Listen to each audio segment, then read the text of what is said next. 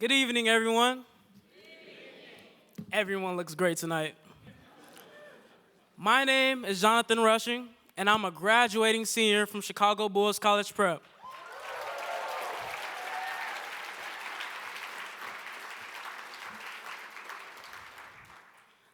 I was a part of the Bulls debate team for all 4 years of high school, and now I will be debating for the University of Kentucky beginning this fall on a full-ride scholarship.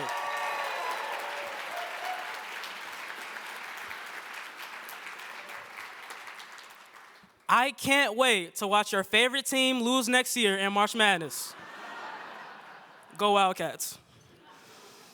Anyways, I have some questions before I start. Start with a weird one. Raise your hand if you like ketchup on your hot dogs.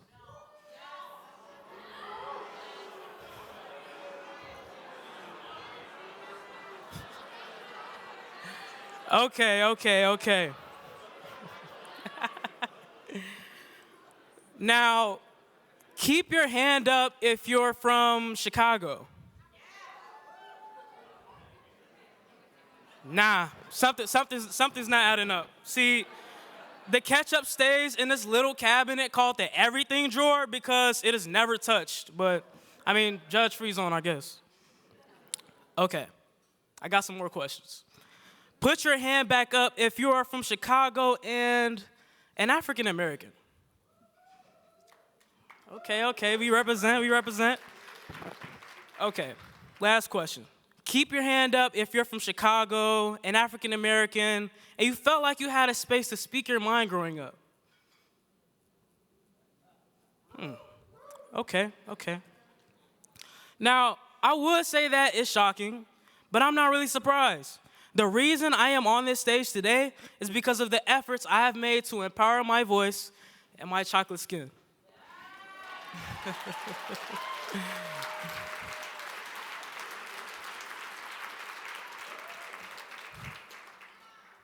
Many of those who look like me do not have access to the opportunities that debate provides, nor do they have the ability to develop their voice like I have. And that is something that needs change. And I believe that change starts with debate.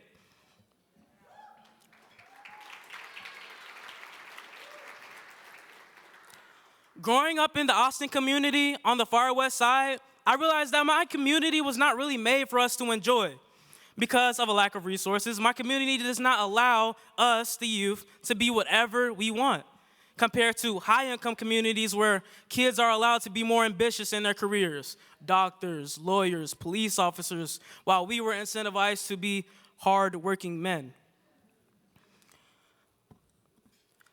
I work at North Shore Country Club in Glenview, Illinois, and I drive on the I-90 and pass schools like Niles Township, Lane Tech, and Northside College Prep, which are all great schools.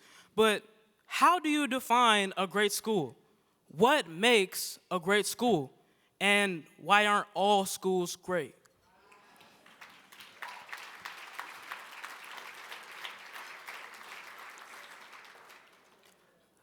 According to the Illinois State Board of Education, Black and Hispanic student enrollment in Chicago's most selective schools has significantly declined since the 2013-2014 school year, while white students and Asian students' enrollment in selective enrollment schools has risen dramatically.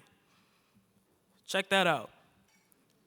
See, writing this speech was so hard because I couldn't stop thinking about why I was even invited to come on this stage. A Black boy from the hood with dreadlocks. I couldn't believe that Chicago debates would allow someone that looks like me to stand up here and talk to people that look nothing like me.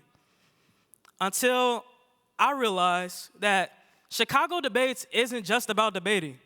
Chicago debates give students all of the appropriate tools and resources to change the world around us, to make everyone feel heard, determined, and motivated to use their voices to achieve their personal goals and definition of success. All right, bear with me now. I'm a debater, and I love to go on rants. This is nothing to my mother. I'll talk her off all the time. Hi, Mom.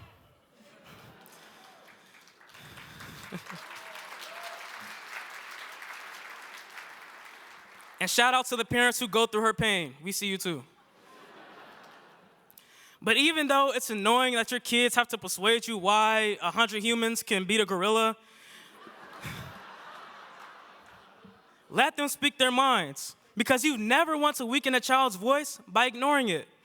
In some ways, I was just background noise until a debate arrived in my life, and it gave my words meaning. When I give speeches in my debates or do research on a topic that I'm passionate about, it allows me to use my voice and expand my thinking. Debate has not only empowered my mind, but has reminded me of my own humanity, because it promises freedom to use passion in my voice.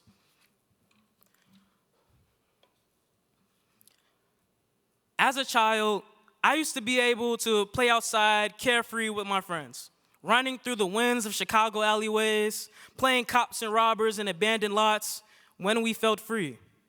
Then reality hits. All of my friends are no longer kids, and that means they're adults. Well, duh, right? It's not that simple.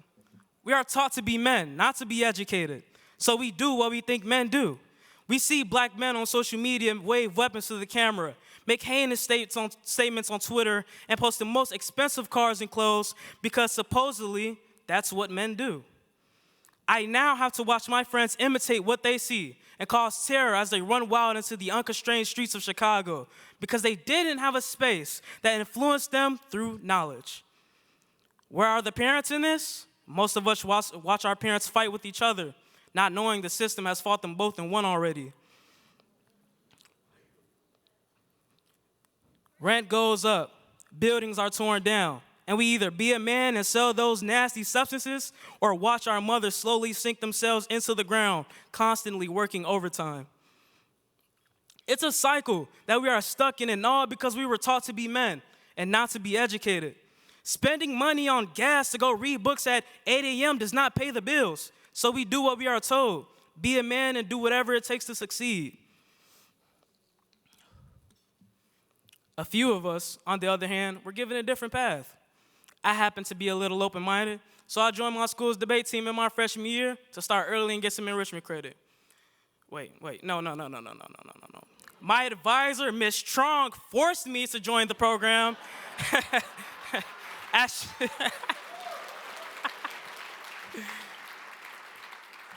As she was the debate coach.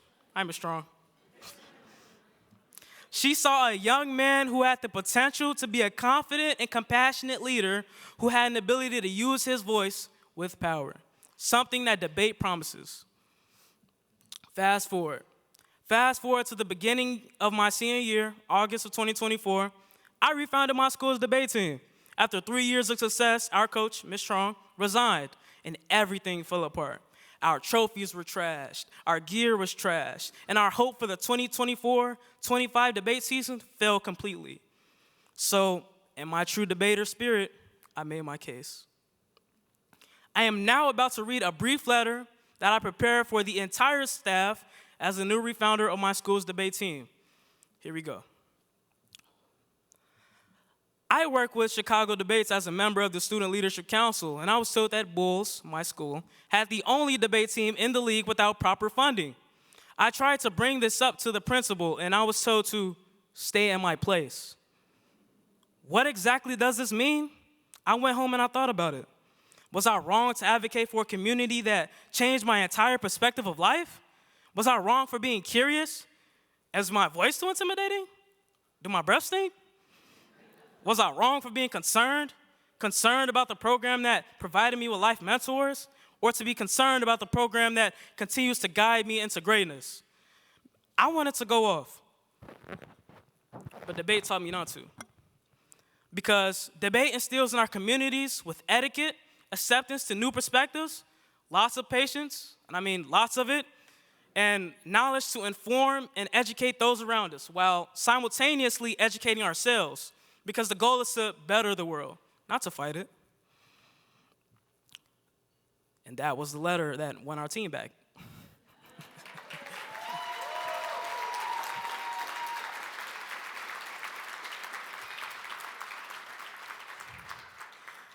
Next thing you know, I was standing in front of about 15 students after school every Tuesday and Thursday, teaching them the basics of debate.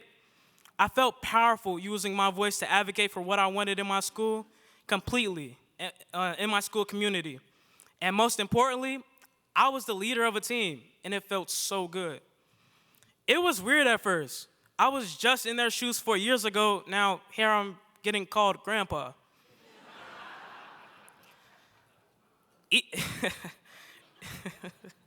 Even though I teased them a lot, I call them my real family. Their admiration on my leadership inspired me to become a member of the Chicago Debates Debate Leadership Council. From there, thanks to Coach Okiri, I was recognized as a 2024-25 National Debater of the Year finalist by the National Association for Urban Debate Leagues.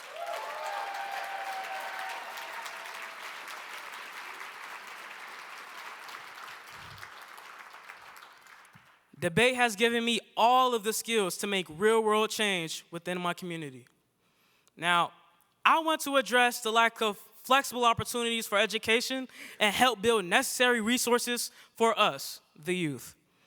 Without these, we have no say in how our community functions because we are not taught to speak, only to listen. Without ownership or communal leadership, we do not have mentors, which means everyone works for the almighty dollar. Us young men, especially black and brown men, do not want to struggle by working all of our lives. We've seen our mothers do it already, so we're stuck thinking about that illegal money.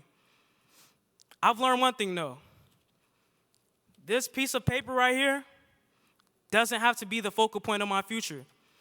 This little guy doesn't mean a thing if you don't know how to use this. Because someone can always take this piece of paper.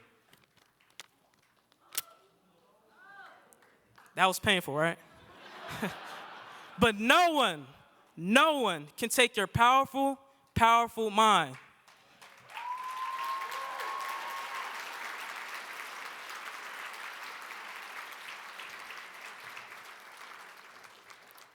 I want my community to understand this. I want the world to understand this. Now, I don't want you to think of debate as some competition. It's a practice that is beneficial for everyday life, whether it's for a debate tournament or for your confidence in yourself and your voice.